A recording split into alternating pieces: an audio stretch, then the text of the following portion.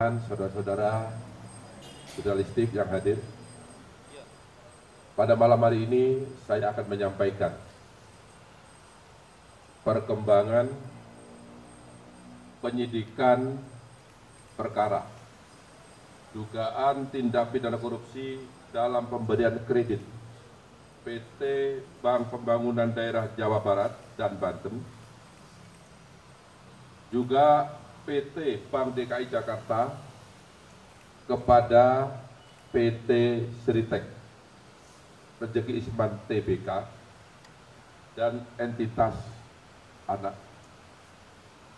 usaha yang ada di bawahnya. Bahwa pada hari ini, hari Rabu, tanggal 21 Mei 2025, tim penyidik pada Jaksa Agung Muda Tindak Pidana Khusus Kejaksaan Republik Indonesia berdasarkan surat perintah penyidikan nomor 62 garis miring FDD2 garis miring FD2 garis miring 10/2024 tanggal 25 Oktober 2024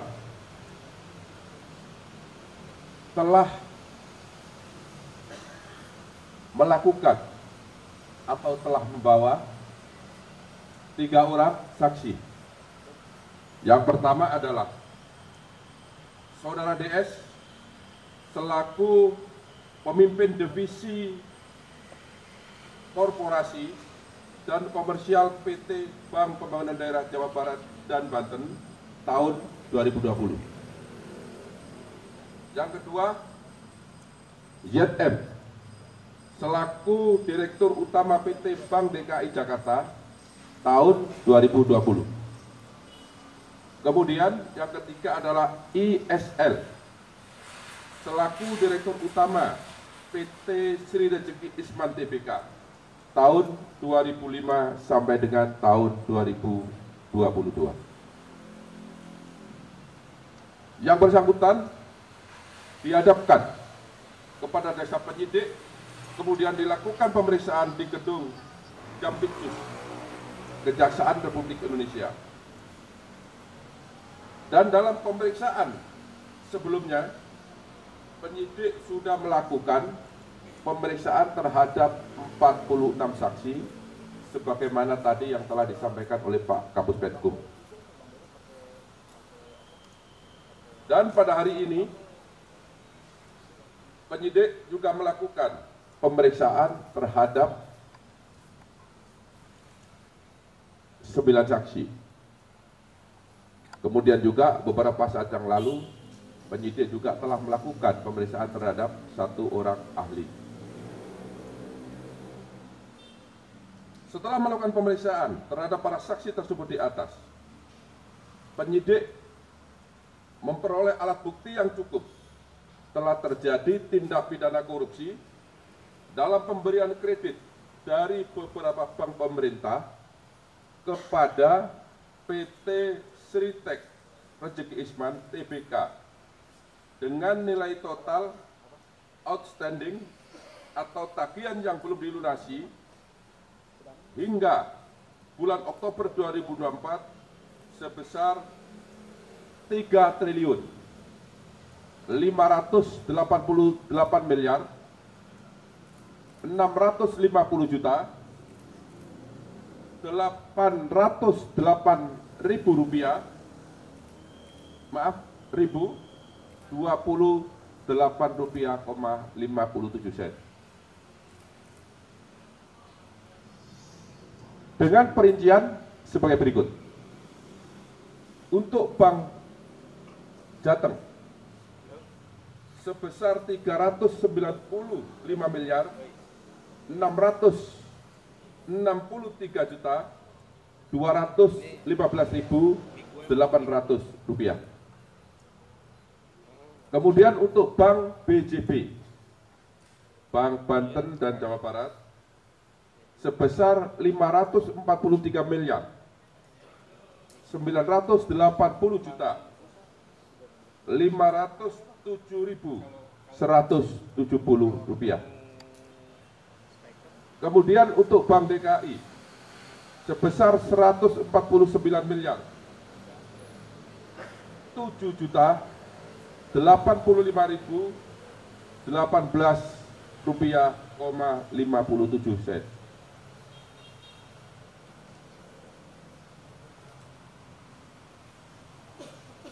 Kemudian yang keempat, yaitu bank sindikasi yang terdiri dari Bank BNI, Bank BRI, dan LPEI. Jumlah seluruhnya adalah 2.500 miliar rupiah. Selain pemberian kredit tersebut di atas, PT Sri Rejeki Isman Tbk juga mendapatkan pemberian kredit di bank swasta yang jumlahnya sebanyak 20 bank. Ini tidak saya sebut ya, karena banyak sekali, jumlahnya 20 bank. Adapun kasus posisi dapat kami jelaskan terhadap adanya pemberian kredit kepada PT Sri Rejeki Isman Tbk yang dilakukan secara melawan hukum dan mengakibatkan adanya kerugian keuangan negara, dapat disampaikan fakta-fakta sebagai berikut.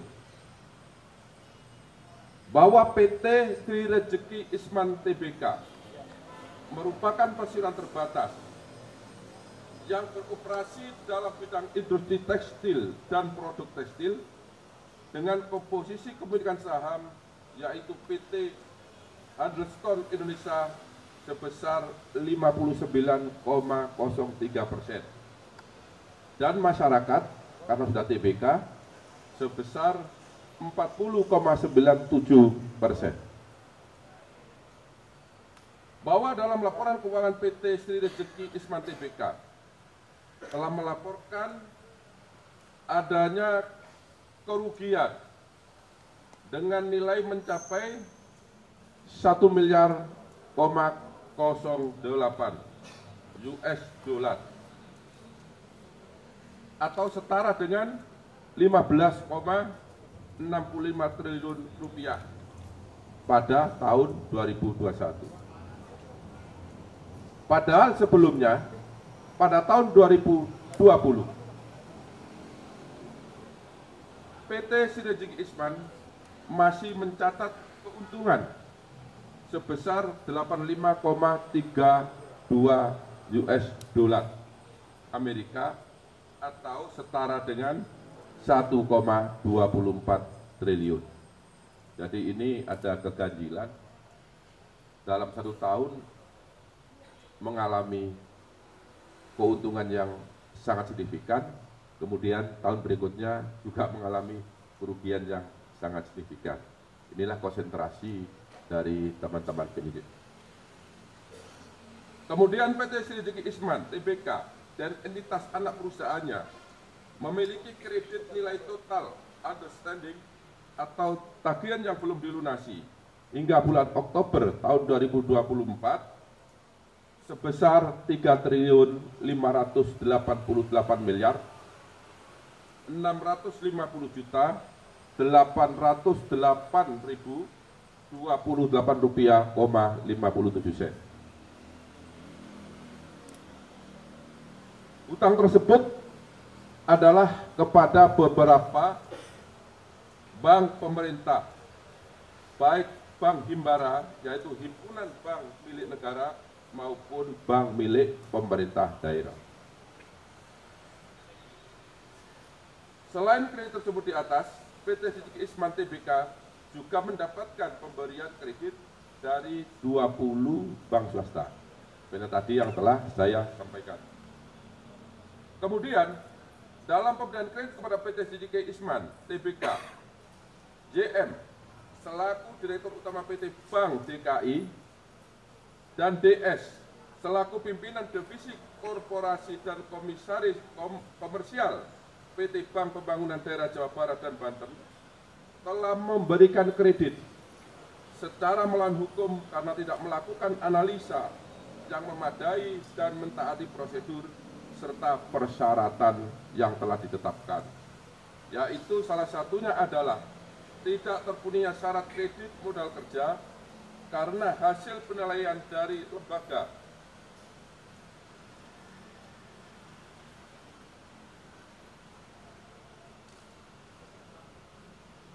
pemeringkat Fit and Modis disampaikan bahwa PT Sri Rezeki Isman Tbk hanya memperoleh predikat BB- atau memiliki risiko gagal bayar yang lebih tinggi. Padahal seharusnya pemberian kredit tanpa jaminan hanya dapat diberikan kepada perusahaan atau debitur yang memiliki peringkat A. Yang seharusnya dilakukan sebelum diberikan pembayaran kredit sehingga perbuatan tersebut bertentangan dengan ketentuan standar operasional prosedur bank serta Undang-Undang Republik Indonesia Nomor 10 Tahun 1998 tentang perbankan sekaligus penerapan prinsip kehati-hatian. Bahwa pada saat ISL selaku Direktur Utama PT Sri Rezeki Isman Tbk mendapatkan dana dari PT Bank Pembangunan Daerah Jawa Barat, Banten, dan PT Bank DKI Jakarta, terdapat fakta hukum bahwa dana tersebut tidak dipergunakan sebagaimana tujuan dari pemberian kredit, yaitu untuk modal kerja, tetapi disalahgunakan untuk membayar hutang dan membeli aset non-produktif sehingga tidak sesuai dengan peruntukan yang seharusnya. Bahwa kredit yang diberikan oleh PT Bank Pembangunan Daerah Jawa Barat, Banten, dan PT Bank DKI Jakarta kepada PT Sri Rezeki Isman Tbk saat ini macet dengan volatilitas 5 dan aset perusahaan tidak bisa dieksekusi untuk menutupi nilai kerugian negara karena nilai lebih kecil dari nilai pemberian pinjaman kredit serta tidak dijadikan sebagai jaminan atau agunan. Bahwa PT Sri Rezeki Isman Tbk dinyatakan pilot oleh Pengadilan Negeri Niaga Semarang melalui putusan nomor perkara 2/PDT.SUS homologasi /2024/PN Niaga Semarang. Bahwa akibat adanya pemberian kredit secara melawan hukum tersebut yang dilakukan oleh PT Bank Pembangunan Daerah Jawa Barat Banten dan PT Bank DKI Jakarta kepada PT Sri Rezeki Isman Tbk telah mengakibatkan adanya kerugian keuangan negara sebesar 689.592.188 rupiah dari total nilai outstanding atau tagihan yang belum dilunasi sebesar 3.538.808.828 rupiah,57 sen.